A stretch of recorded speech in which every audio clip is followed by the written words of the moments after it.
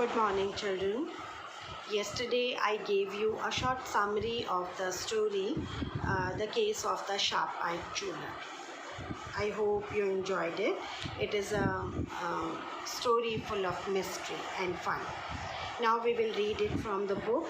I will suggest you to open your literature reader on page 48, or you can read from my book also. See. First, let me introduce myself. Who is the narrator of the story? I hope you can guess. Name of the narrator, that is William Morris. My name is William Morris. I am a very ordinary man, except that I use my eyes and my common sense more than most people do. Means I'm observant, I'm very vigilant. He means to say this. My hobby is perhaps a little out of the ordinary. Out of the ordinary means different. My hobby is different from that of others. It is the study of crime and criminals. So if we ask you the question, what is his story, what is his hobby and why it is different? Your answer will be his hobby is the study of crime and criminals. And why it is strange, we will get to know. Wait. It is the study of crime and criminals. For the past 30 years, I have made a study of the crime stories of the greatest authors from Edgar Allan Poe to Agatha Christie. And here, I must say that the stories I have most enjoyed are not those where the detective is an extraordinary person, extraordinarily favored by fortune, but where he is just an ordinary man who uses his eyes and his common sense to the full. What is first introductory paragraph is telling us? The narrator of the story is William Morris, and he has yet not told us about his profession. He has only told us about his interest. He is interested in the stories of crime and criminals. He wants to behave like a detective. In fact, he has read many detective stories also. Out of those detective stories, he has found those stories most interesting where the detective is not a professional detective, but where the detective is a common person who, owing to his vigilance and common sense, is able to solve any case. Now, I love to watch people.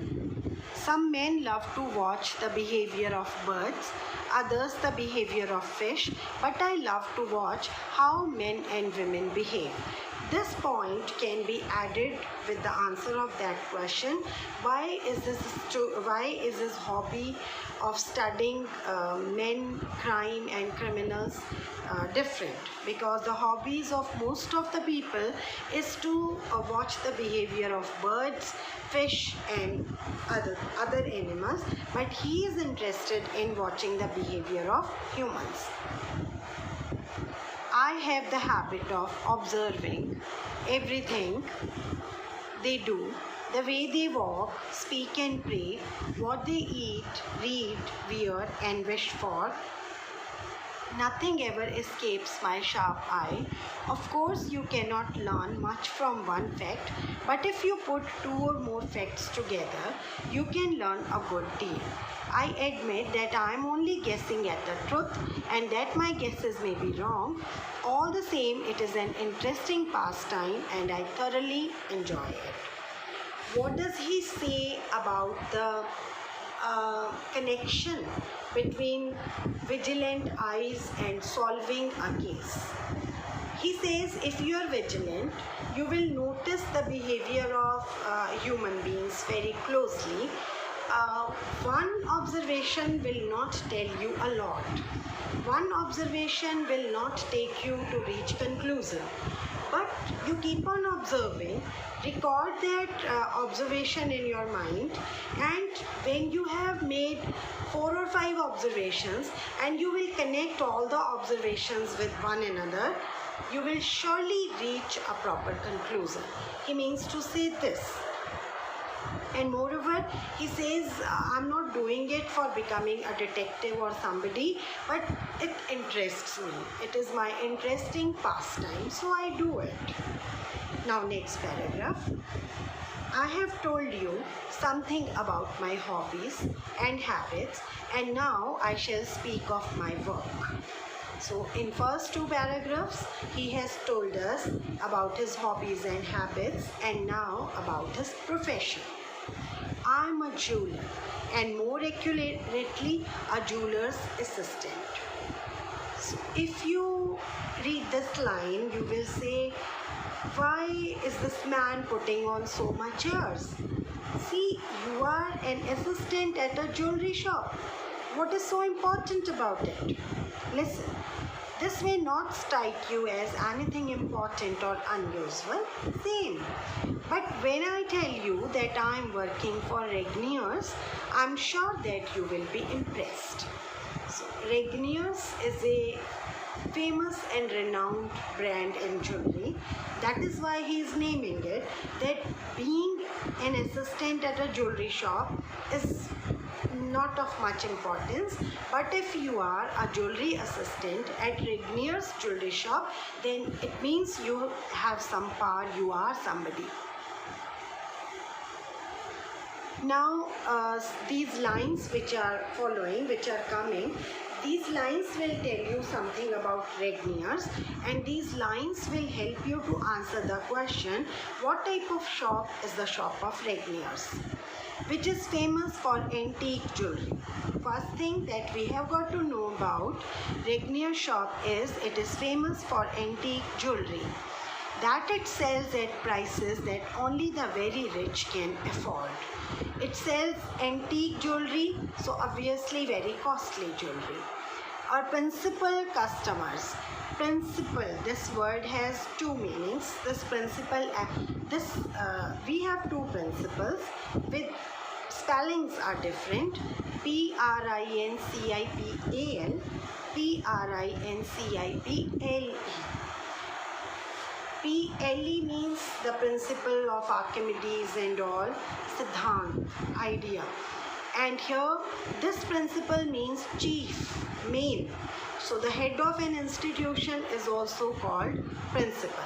So he says, our chief main customers are millionaires, oil kings, film stars, heroes of the football field, and people of that class.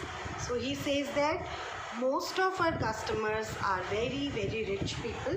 They are oil kings, film stars, heroes of football field, or other people of that class, means very rich people are our customers. The jewels we sell are never less than 300 years old. Some of them have a romantic story. Them here refers to the jewels. Many had once been the gifts of a prince to some reigning beauty of his time. So in the third paragraph, what has William Morris told us? He has told us about his profession. He is an assistant at Regnier's jewelry shop. Regnier's jewelry shop is very much different from other jewelry shops. It is a renowned jewelry shop. They mostly sell antique and very costly jewelry. So their chief customers are very, very rich people. Examples have been given. And jewels, different kind of jewels were there. One more paragraph we will do today, just this page. The first thing I do when I go to work, get to work in the morning, is to put in the window some pieces of jewelry which are always kept in the safe overnight. So he is telling here about his job, what he actually does. Jewelry, what to say about jewelry shop, even in some garment shop or some other utensil shop, they do not leave the items like that. They keep all the items inside during night time, and then in the morning they put them in the shelves again. So he says that in the morning the very first thing I do is to decorate all those jewelry items.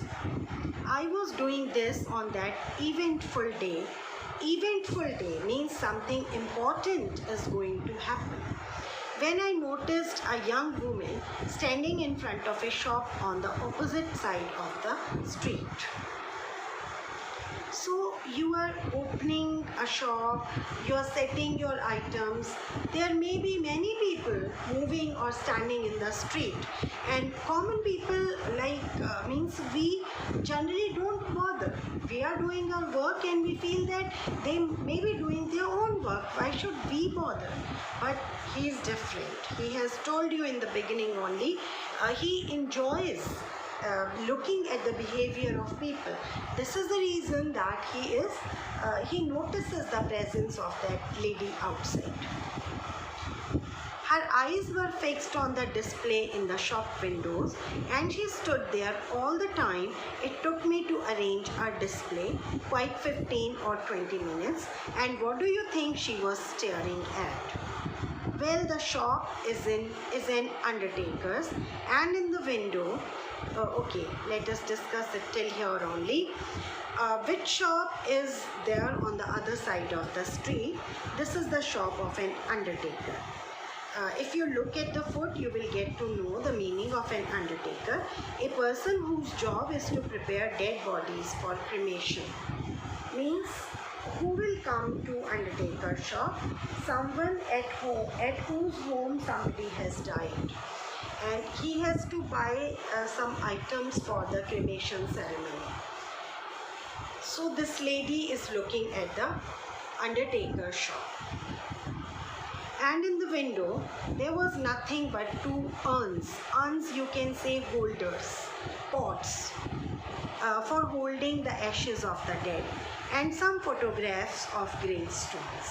So some gravestones photographs were there. Those who bury the dead bodies of their loved ones, they will need gravestones. Those who burn the dead bodies of their loved ones, they will need the urns. Her interest in such things struck me as very strange.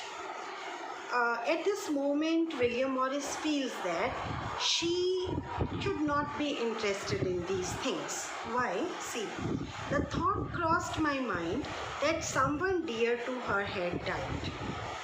If you are standing at an undertaker shop, obviously somebody at your home has died. See, maybe somebody at this lady's home might have died, but she was not wearing black or any other sign of mourning. Mourning here means weeping, and most particularly the word is associated with weeping over somebody's death.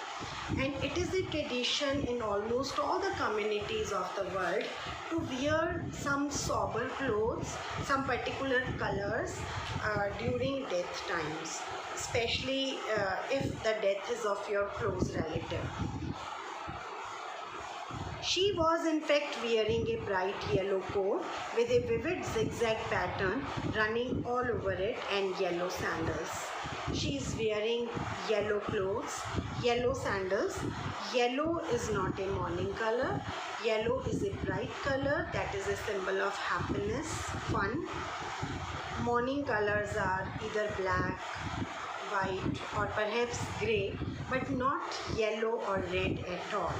So he means at the moment he doesn't know what can be the real purpose of this lady to come there, whether she is interested in their shop or she is interested in undertaker's shop. But he notices one thing, that means somewhere in his mind he registers that this lady should not be interested in undertaker's shop, as it might seem that nobody at her home has died because she is wearing bright yellow costume. So we will see what happens in future, and we will see all that tomorrow. Thank you.